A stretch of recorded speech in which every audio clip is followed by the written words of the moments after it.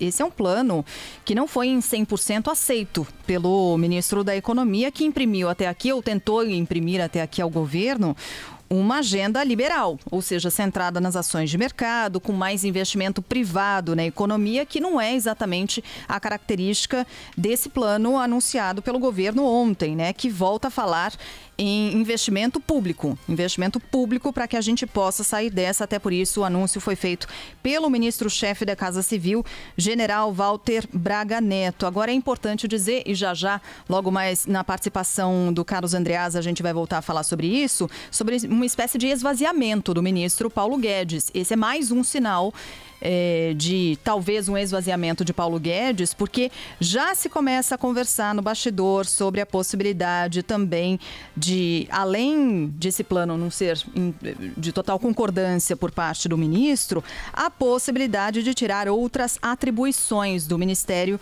da Economia. Entre elas, as funções relacionadas ao trabalho e emprego. Lembra que um dia a gente teve Ministério do Trabalho?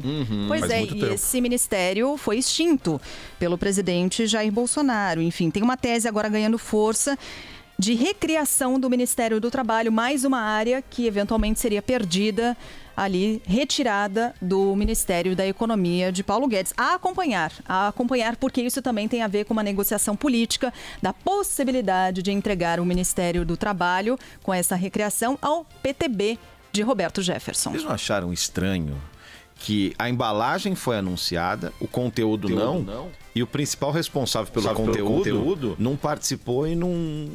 Ou é contra algo que a gente exatamente não sabe o que é. Porque não foi anunciado, foi anunciada só a embalagem do pacote, né? Podemos dizer assim. E, aliás, o ministro chamou de transparência, né? O PowerPoint que estava sendo apresentado.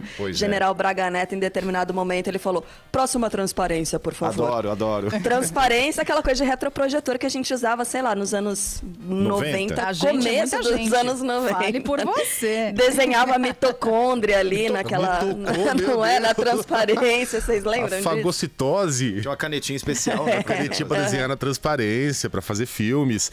O Paulo Guedes tá mais perdido. Como é que é aquela expressão? Que caramelo em boca de banguela? Caramelo. Boa expressão. Ele tá lá, ele tá perdidaço porque ele é fiel aos ensinamentos da escola de Chicago. Ele é um ultraliberal. Até aí, em outros momentos da história, grandes liberais tiveram que subverter as suas crenças em momentos de necessidade de grandes investimentos do Estado, de salvaguardas do Estado. Tá aí a crise de 2008, em que o governo americano, né, deixou de lado a sua tradição liberal e colocou ali centenas de bilhões de dólares para salvar, entre outras, a indústria automotiva. Para salvar muitos liberais, inclusive, né? Para salvar, inclusive, muitos liberais. E a gente está vivendo esse momento em que o governo tem que gastar.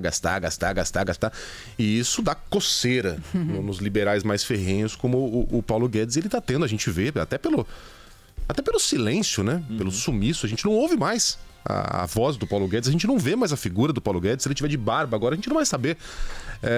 Até por isso, ele está tendo uma grande dificuldade, aparentemente, para lidar com essa situação nova na vida dele. Liderar aí um plano que vai contra tudo aquilo que ele defendeu. E com o qual, particularmente, eu concordo. Eu concordo com a doutrina liberal, acredito no papel do indivíduo, na crença de que o Estado deve interferir o mínimo possível na liberdade individual do cidadão, mas o momento não é esse. E o Paulo Guedes parece estar tendo muita dificuldade para entender isso e para se adaptar a essa nova situação. Tá aí a ausência gritante dele ontem nesse evento.